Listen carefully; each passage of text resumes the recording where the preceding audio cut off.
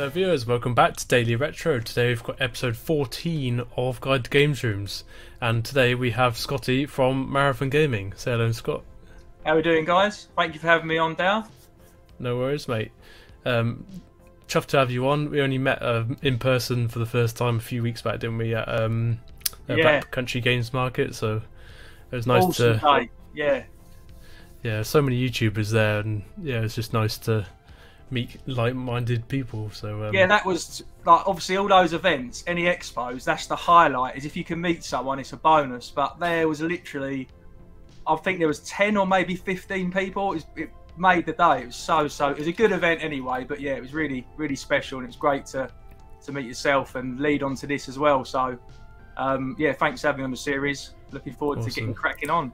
I knew about your games room before. I just hadn't looked in detail at your channel before that point.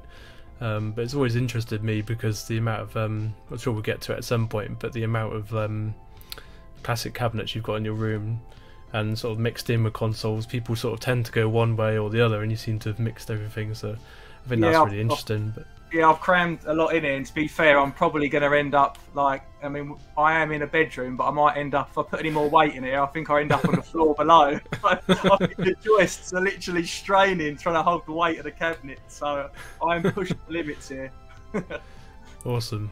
So kick off with the first question, mate. So when did your games room first appear? Was it in this house, or was it before that? It was, yeah, first was in this house, so it's a bit of a story to it. So it only really become a games room, and people have only really realised I've got a games room myself literally in the last how many months or so, because it kind of evolved. So the whole retro gaming thing, I never kept any of my old consoles. I've lost them all. I've moved house so many times and lived in different places, so I've lost things. I haven't kept hold of anything, or I sold things to get something else. But it was in the first flat me and my wife had before we was married. So it must have been like 2011 maybe. And I went and brought a Pikachu N64 and an NES basically online. And I wanted to play Pokemon Stadium and then just Mario. And I had no idea, if something just popped in my head or I saw something, I thought, oh yeah, I wonder if you can get hold of them. I had no idea there was retro shops, no idea CX did retro, any of this stuff. And basically I brought those bits, pulled them out to play them once with a few games, and then realised it wasn't really compatible with a TV. The colour was all the contrast was terrible. Boxed them away, we moved house, and then I added a couple of bits, and then I used to get it out, put it back in a box, and then I added consoles and games. Thought nothing of it. Then when we came to this house, it was a bit bigger. And then basically this is a spare room. So there's another bedroom which is a spare room, which has got a bed and kitted out for guests. But this was just basically like a shed. It was full of junk. Like if the loft's full and the garage is full, things were in this room. So I basically had the same box from years ago with the same couple of consoles in full, another box. It sat in the corner behind me of that wall. And basically I just ended up getting a TV for free from somewhere, off Facebook, off someone. And then basically I used to play the games and put them away. And it only just dawned on me that I don't need to put them away anymore. It's a spare room. So it kind of evolved from that. So what I'm leading back to, I didn't realise I was having a games room. It just got bigger and bigger and expanded. I never really asked. My wife kind of just accepted it. I left the things out and it slowly got bigger and bigger. And she never asked me to put anything away. And then next thing you know, fast forward, 24 months, and I ended up filling that back space of that wall, and then it moved out, and then I filled, obviously you can't see, which you'll probably see with some photos in a minute, then I ended up just filling the rest of the rooms. But which is why this is probably, compared to other guests you've had on, this is probably not the correct way to do a games room, which we'll get on to later on, because they should, normally people think out and they use the best of the space, but I've literally just mixed and matched freebies and things I can get hold of and different shelving units, so everything's a bit of a afterthought. Whatever I can get my hands on, if I can make use of it, I have. So yeah, it's kind of just evolved out of nowhere really. So I've only probably had this games room and used it for 2 years. It just started off in the corner and then just got a bit bigger basically. So yeah, it's a bit of a slow burner, to be fair, Dale. Yeah, that kind of leads us on to our second question then. So how long did it take to build? But you've kind of already answered that, so it was definitely a slow evolution over a couple of years, you say. Yeah, I mean, so basically what happened was, it was basically in that corner, I ended up getting a TV stand, which I think I ran past someone's house and it was left outside for free. And then when I got home, we drove back round and asked if we could have it. So basically I left the consoles out there. And then, like I say, most people have, like, they think it out. They've got like the nice units from IKEA where you can fit all the games in. So obviously I work on a building site. So what I've got is scaffold boards. They're 225 deep, 38mm thick. And then it's quite funny. I just cut them so they fitted in the car. I gave them some varnish. The brackets, my mate's a plumber. They're made of copper, and he just made them for me. I told him the sizes. And what's funny is how it sort of evolved. Is that cabinet fits perfectly behind, you know, next to the shelves. It was never supposed to be like it. That just has to be. That's the length of my car, the scaffold boards. I cut them to that size. It left the perfect gap, and it happened to fit in. So everything's been a bit of luck, really, to be honest with you. So it's just been, yeah, get hold of what I could. Started off there. You know, I spent a good year or so just in that corner. That cabinet was what was acquired first from a friend. So that's like, people would say a jammer cab. It's basically had the board taken out. It's got a computer with everything on it, like emulation, if you like, on an original actual cabinet. And then that's when, you know, I've made use of the space. And then on this side of the wall, I ended up just putting up more shelves and tried to space it so there was room for games, but then also room for consoles because the boxes are bigger. So I gave the, you know, different heights for the shelves, and that's when the original cabinets basically appeared. And I'm pretty much full now. I mean, so everything in this room nice to have those personal touches anyway. Yeah, that's it. But everything's a bit of a revolving door, as I always bang on about in my videos. I haven't got enough money or space to have everything, so I'm not a huge collector. Whatever I have, I will treasure, and then once I'm done with it, I will let it go. You know, there will be things I'll regret, but there's only so much space I'm going to have, you know, at the end of the day. So yeah, things come in and out, and I think console-wise, I've probably slowed down a bit. It'd just be what console I'm in and what games will keep coming in and out. Because once the space is full, it's kind of full. Which you can probably see from the background a little bit, but it could be spaced better, is what I'm saying. But yeah, it is what it is. It was just a slow evolution. Yeah, that's really cool. It's, like I say, it's nice to have those personal touches, and you can talk about how it evolved very passionately. So yeah, and no one else can tell you how to do your own games room. It's all your decision. It's all individual, and that's the funniest bit, is what goes where and what you can make use of. And there's so many things in here that are free. And you know, I've had a friend, for example. He messaged me yesterday, a beautiful, lovely gloss unit, and he said, "Oh, you might want this for your games room before I say and sell it to a stranger on Facebook. Do you want it?" But it's such a mix and match of different stuff in here. It's kind of retro in its own respect, you know. There's some really old, you know, some strange old units and stuff. So yeah, it's different cultures in it, different things for different times.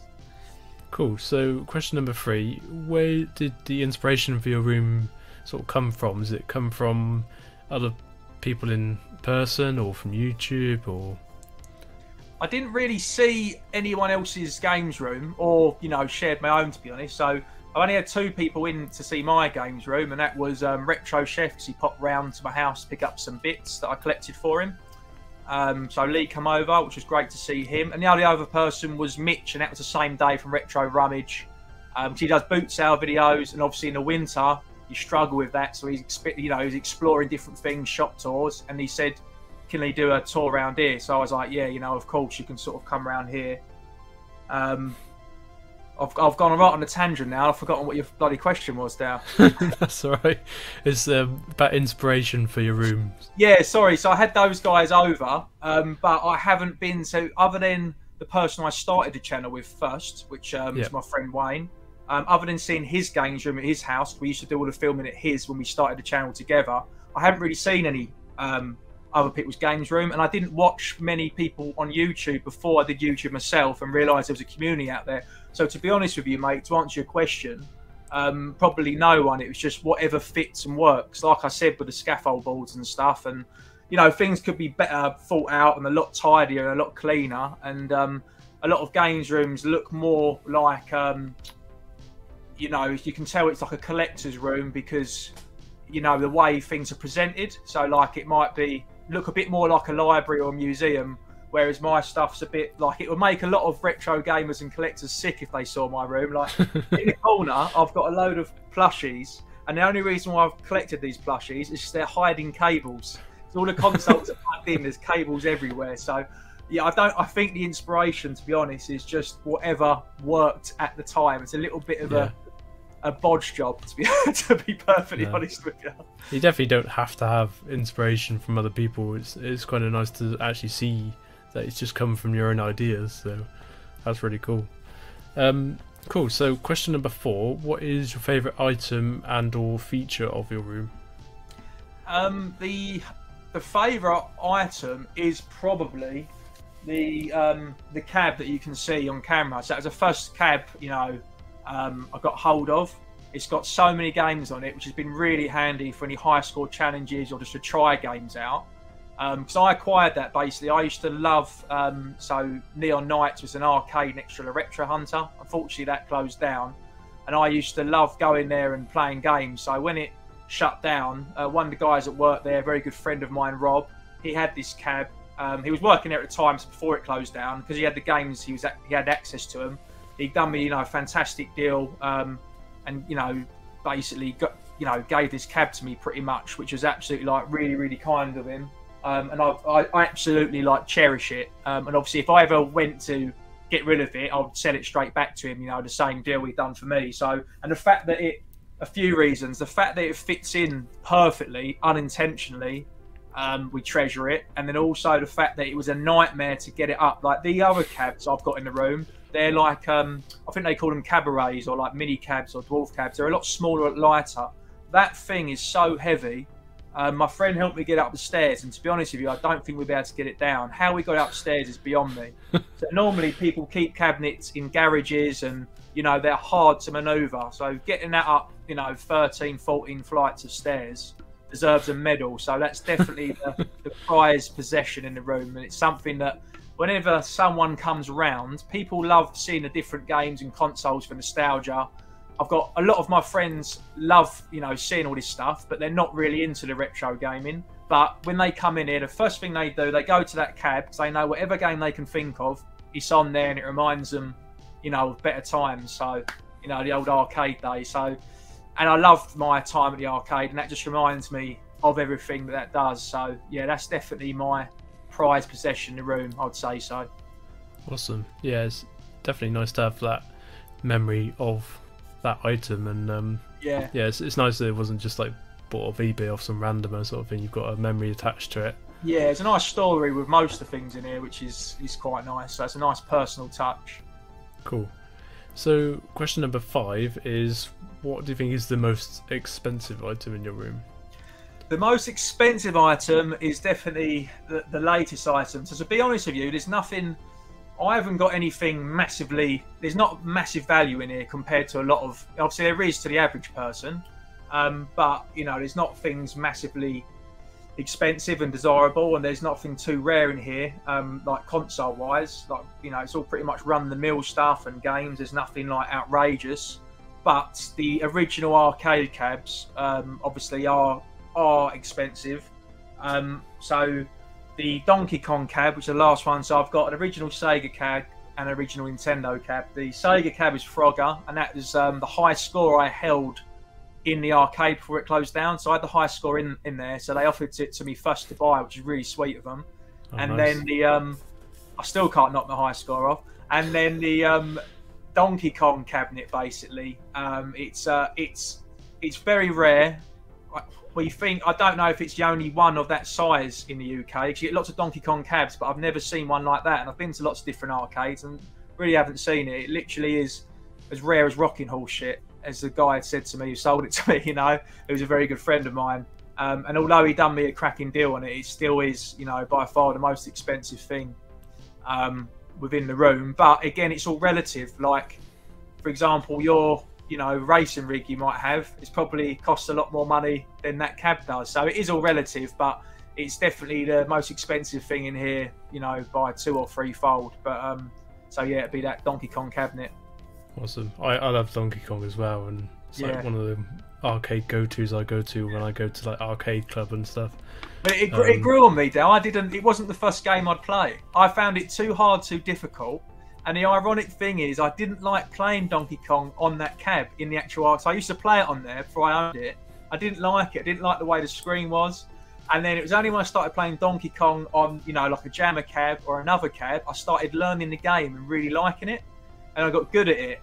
But yeah, I didn't like playing Donkey Kong at first. I just found it too difficult. I couldn't learn how to play it on there. But then from playing it from like an older age, I've sort of got into it from other cabs, and now I'm able to go back and appreciate. But I just found it way too difficult, Donkey Kong, to be honest. But yeah, it's everyone knows it. Do you know what I mean? Even my wife knows it.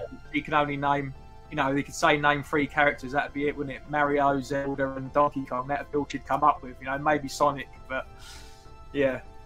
Yeah, I think there's a documentary I watched years ago on like the Donkey King of Kong, Kong, was it? Potentially about the world champion who. Fistful of Quarters, King of Kong. It's that Billy Mitchell, isn't it? And yes, yeah, that is awesome. If anyone's watching hasn't seen that, it's on YouTube. It's free. Don't pause this video. Finish this video first. Make sure you like, comment, and share it, and subscribe to both of us. But yeah, check out that Fistful of Quarters. I think it's called King of Kong. It's definitely, it might not be the top one that comes up in the search, but you'll find it's a full feature-length film, and honestly, it will give you all the thrills and nostalgia, and make you want to go and find an arcade, because that is a fantastic film. How long ago did you watch that, Dale? Oh, it must have been at least 5 years ago. Yeah, I'll watch it again. It's a great film, isn't it? It makes you it gets you really fired up wanting to play. That make you want to play Donkey Kong, sure. Yeah. As for like the dwarf sizing of the cabinet, I don't watch many like arcade dedicated channels. I watch Retro Ralph in America, who's like massively into his actual arcade machines, but that's about it. But I think the dwarf cabs might be originating from Japan, because that's like I think dwarf cabs are more popular in Japan, so it might have been an import from there at some point. But feel free to let us know in the comments. I know sometimes the dwarf cabs can put people off, because all they have is the sticker or banner on the front of them, like the marquee, whatever you call it. But the full cabs, the reason why people love arcade cabinets is because you get the artwork on the side. You pop down to see Arcade Archive, Alex's museum, you'll see stunning, beautiful graphics on the side. But with these dwarf ones, they're very basic. It's just, you know, the finished nice wood, and that's kind of it. So but like you say, if you've not got things wall to wall, you can sit. Yeah, it depends where it's positioned, I suppose. But it's not everyone's cup of tea. But for someone who wants, if you haven't got the room for an arcade cab, they're the cabs you want, because you can they're so light you can throw them up the stairs. They're so light to carry around. You're not going to damage the walls. You're not going to damage the floor, and you're less likely to fall through the ceiling, which is very important in my case. Awesome. So question number 6, you might have already answered this just from previous questions, but what do you play most in your games room? To be honest, I haven't answered it. The thing I play the most is a Nintendo Switch. I have phases of things, like we spoke about before we came on. I plant seeds in my own brain. A perfect example of it, I spent a whole journey with Ed, Retro Ed, who loves his handhelds and Game Boys, etc. And now I can't stop playing Game Boys and handhelds. And I was saying I don't play the Switch undocked, I only play it docked on the telly. Now I'm playing it in bed, handheld. So I have phases of things. I was playing a lot. Whatever console I start playing, I can't sort of do... Us men, we're not very good at multitasking. I can't do 2 things at once. So I was loving playing loads of, Atari 2600. Then I might love playing the NES. I'll go through lots of games on a console, and I'll play one console for like a month. Then I'll go on playing something else. And I've been playing, I always go back and forward, modern and retro between the Switch and something else, but I've been playing so much Switch lately. I'll have a dock downstairs, a dock upstairs, and obviously it's genius. So you haven't got to mess around with leads. You can just bring it upstairs. You don't need 2 consoles. It's just the dock. So I play it the most. I play the Switch almost every day, to be honest with you, mate. I mean, I played it yesterday. I played a couple of games. I played Destroy All Aliens, Stubbs, the zombie game. I tried that out, and then I played Digimon for about an hour. It's like a visual novel. It's quite relaxing before bed. So yes, to answer your question, Switch is what gets played the most. And when I have friends come over, obviously they're not really into their retro stuff. They play the cab a little bit, on the cabs, and then we always end up playing a multiplayer game, you know, 4-player on the Switch. That kind of is the to-go party console as well, if you like. So yeah, the Switch is definitely the most used and much loved thing in the games room, to be fair, which might surprise a lot of people because most of the time it's a retro console, but no, it's definitely the Switch. Yeah, no, I totally understand that. I play the Switch a lot as well. I've just they released Art of Rally on physical recently for it, and I got it from America, and yeah, I've just been playing the hell out of that game. It's like one of the best arcade racing games I've ever played. I'll have to check it out. There's only like a few I've played. I think I've played the Turbo game, if you might have heard of. It's like a new game made sort of retro. I played Rally Origins, which is like a top-down. I don't know if you've seen that. And then there was another Rally. I didn't know there was too many. So like, obviously we were talking before we aired, and I was saying I'm a big Formula 1 fan. There's no Formula 1 game, so I'm going to make a note of that and I'll check it out because I do like playing a racer. Awesome, cool. So question number 7: are there any challenges / problems in the games room, or things that are still sort of unsolved? Well, there's a lot of fire hazards in here, but but no, I mean, there's always things. Fire extinguisher, then. Yeah, I need a CO2 extinguisher and a powder. I mean, there's still things that need working out, challenges. I mean, I've had 2 different CRTs, but to be truthful with you, they barely get used.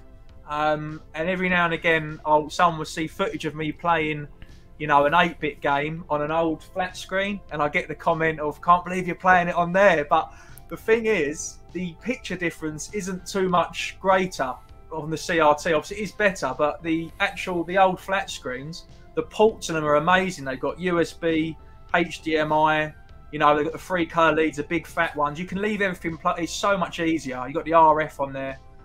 So I tend to use it there, but there's still, you know, play games in that corner. But I'm still trying to work. There's 2, can't really see, there's 2 tellies over here. One which is used for the Switch, CRT underneath. I'm trying to sort out my old stuff. That's the only thing I'm trying to get working. Like, I've got Intellivisions, I've got Commodore, Spectrum, but it's all new to me, mate, to be honest. I've got things because I can't really remember them, but my dad had them. So I've got like a Dragon 32, but I've not played it. I've got like some Amstrad bits, but I haven't really ventured into it. So I probably need to check out the Retro Repair Bear, to be honest. And I need some I need some modifications done to them probably for me to be able to enjoy them. So I've got all the tapes and the tape decks, but I've got no idea what I'm doing.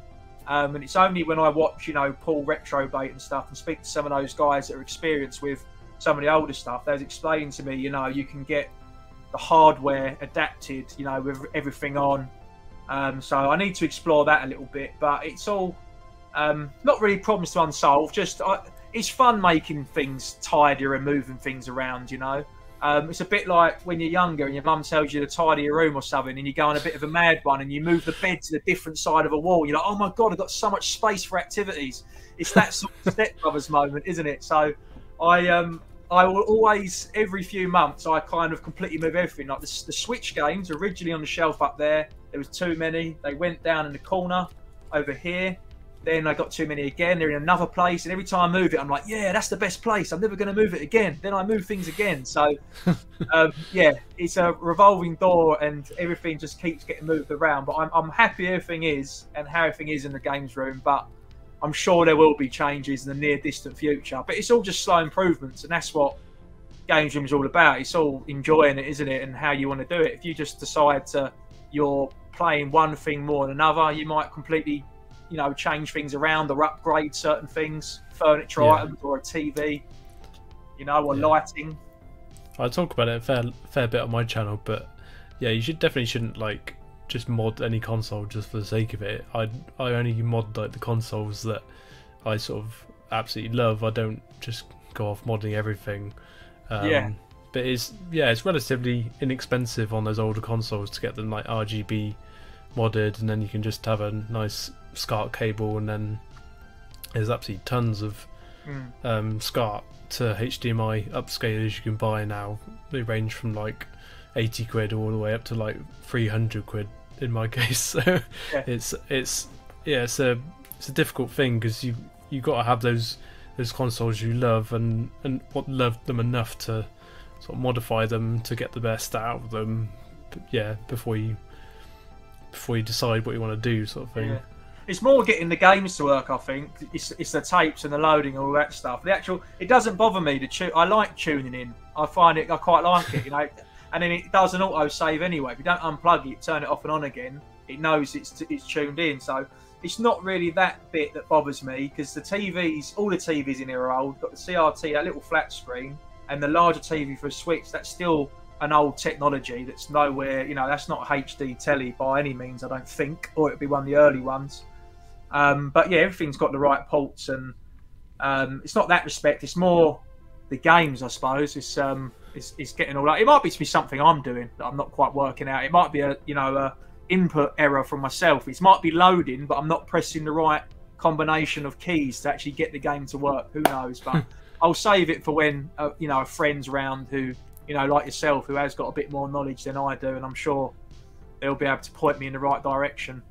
Yeah, if you do sort of think, I want to mod that console, I'd definitely speak to Claire, Retro Repair Bear. Yeah. She's just a font of knowledge. Every time I ask her a question, she's just like, I can do that, and you can do this, and she's been very reasonable, like price wise as well. I think my RGB modded N64 only cost me 45. Yeah, it's amazing. It's obviously a hobby for her as well, so it's a fantastic deal, isn't it? Yeah. Cool. So, penultimate question for yourself, mate, before we get on to my favourite bit of your room, and that is there any upcoming changes?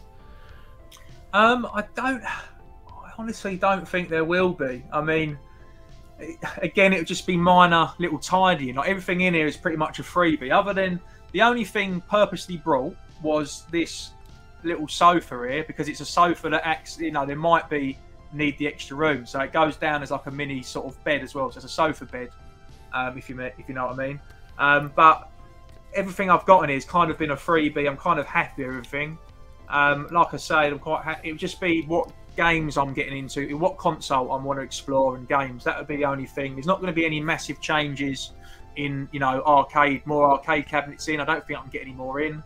I don't want to take the P and sort of move on to this side of the room.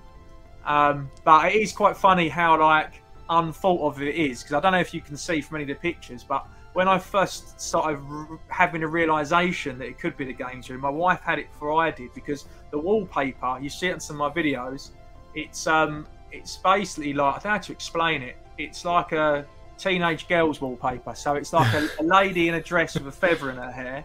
It's a very feminine sort of gothic style of wallpaper.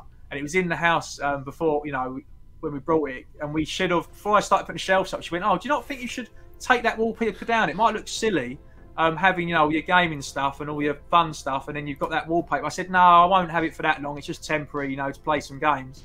And now it's turned into a full-on games room. And because I've got everything against it, I can't get it off. So there's loads of random posters. But every now and again, you'll look for it in the video, you'll just see like a woman standing like this with her hand on her hip. And it's just people probably think, "What's that picture he's got up?" But it's actually the wallpaper. I'm just trying to hide it from the posters. But if I did make any changes, it would probably be the bloody wallpaper.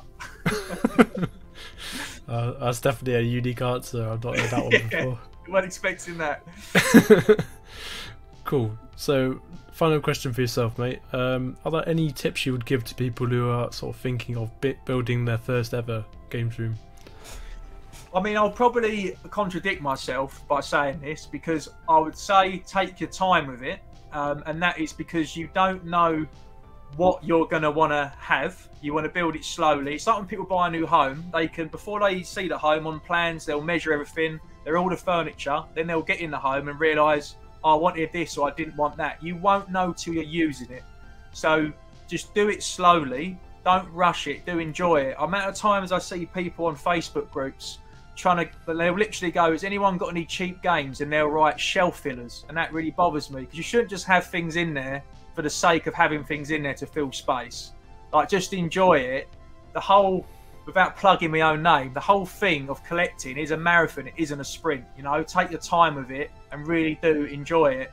But on the other hand, you do want to, you don't want to slapdash it. If you do, you want, like a lot of people have you know, these nice IKEA furniture things because they're affordable and they work, and you can get more. You can get more in there, more space. But personally, for me, I don't like that sort of clinical finish where everything's perfectly, you know, in line and everything's how it is. I like things to be a little bit more rough and ready, a little bit more eclectic, like a bit more like a player's room than a showroom, if you know what I mean. So like a proper games room, you can tell, you know, like it's questionable sometimes. You'll come in here and you think, is this a 15-year-old boy's room or is this an adult gaming room? You wouldn't know, and that's the sort of question you want to be asking yourself when you walk into a games room. But no, it's all completely individual. So, you know, it's up to that person. So it depends what they want to go for and what their personality's like.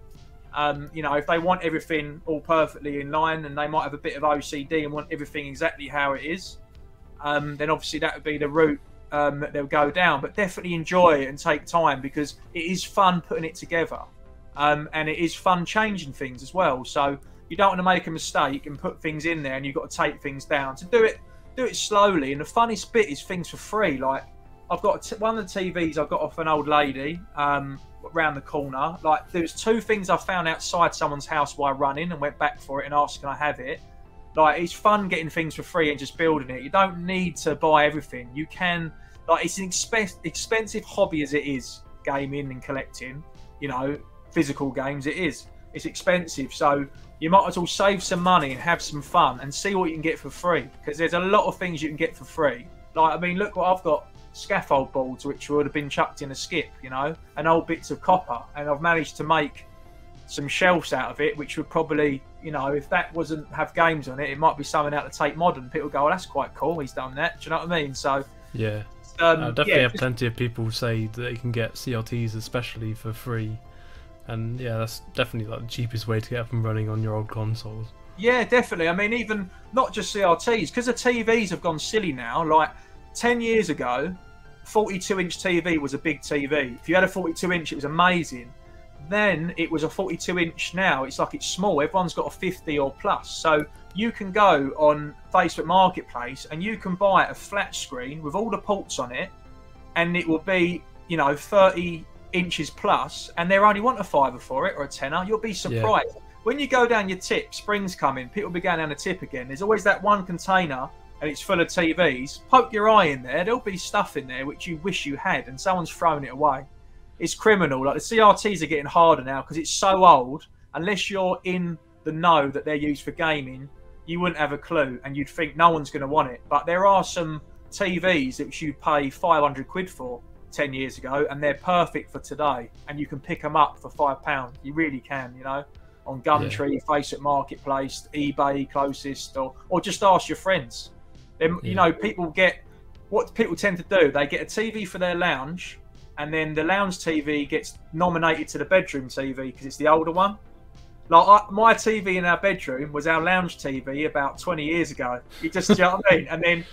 And it's like a cycle, and then that one to move up there, then that one gets chucked out. So ask your friends on on your WhatsApp group. Someone might donate you something, but yeah, there's definitely cheap deals and things you can get out for free from people. Yeah. And yeah. You kind of just made me remember something, because I was literally at work today and I was like, well, we need a new bedroom TV, and because of my wife plays a lot of PS5 in bed, just because she likes playing in bed, and I thought, okay, we'll get a 4K tally because it's PS5, it do 4K nicely, and it is unbelievably hard now to find a 32-inch or even smaller than 43-inch for 4K. Doesn't seem to exist. It's not even on the market. They've just gone huge, haven't they? I was like, I don't want bigger than that, because it's already. I know, because if you're in a one-bedroom flat, right, you're not going to be able to get. I mean, like the old days of saying square eyes, you need to be far enough away to be able to embrace it and take it in. So, unless you've got, I mean, the homes in this country are small enough as it is. You end up with the whole wall being a TV. Too. Yeah. Cool. All right, thanks for answering all those questions, mate. I'll just quickly talk about my sort of favourite bit of your room. So I kind of already mentioned it. Might have been at the start of the episode or pre the episode. I'm not really sure, but yeah, for me, it's definitely like the a very eclectic mix of arcade and sort of boxes stacked high collection style. I've seen it with other people like Eddie Rollercore. That's very much reminded me of his room, which I really like as well. So yeah, from that side of the things, I thought it was really, really cool. I'm very jealous of especially the Donkey Kong cabinet. Yeah, I wish I had an original cabinet of some sort, because I've got a Raspberry Pi just homemade cabinet that I use, and yeah, it's not quite the same. They're still awesome though, aren't they? They are really good. They are good fun. Yeah, it's nice to put your personal touch on things, but yeah, I think I will be investing at some point in some sort of classic arcade, because I think if you, especially if you've got a childhood memory from one of those games, then it makes sense to have it in your games room. But that's it, and you can get affordable jammer cabs. You'll be surprised. You can pick them up for 200-300 quid. They are about, if you join the right Facebook groups, etc., and you do see them about. And once you've got the cab, you can just, like, some people don't realise the boards change, so you don't have to commit and say, right, I want a Donkey Kong cab. If you get a jammer cab, it doesn't mean it's got an emulation computer in it like mine. You can get them where you change the board. So you get the PCB, and you can literally take it out, so you can just buy them separately. And they're different prices. There might be one game you can get a board for 40 quid. There might be another, it's 130 quid. They can get silly money depending on the game and the rarity of it. But yeah, you can just change them. I was at a games night around a friend's who's got a few arcade cabinets, and he's got a few jammer cabs, a few pinball games, and we was doing a high score competition. And he was just, we was playing one game, and while he was, drinking a beer and talking to us, 2 minutes later, he's underneath and he's changed the game, put a new board in. So there is lots you can do, and that's a fun route as well. People, don't necessarily realise that. You don't have to commit to one game. You can get original hardware changed into a jammer cab. That is an option. Yeah, definitely an option for even I, who work in IT. I wouldn't consider myself an electronics expert enough to like fix the old arcade cabinets, so yeah, it's definitely a nice route to go down if you're looking for the more like reliability side of things. But cool, so thanks very much for that, mate. That's the end of the episode for episode 14 of Guide to Games Rooms, guys. Thanks very much to Scotty for coming on. Thank you, mate. I really enjoyed it. It went very, very fast. I hope we didn't blabber on too much, but yeah, really enjoyed it. And if there's anything else you do like that, mate, I'll be more than welcome to come on. So a big fan of the channel. I've enjoyed watching everyone who's come on before, and I'm looking forward to seeing myself on there and seeing who you have on next. So yeah, really fantastic series, and I hope you guys keep it up. Awesome. So drop a comment and a like down below if you've enjoyed, and we'll see you very soon for another episode. Cheers. Cheers, guys.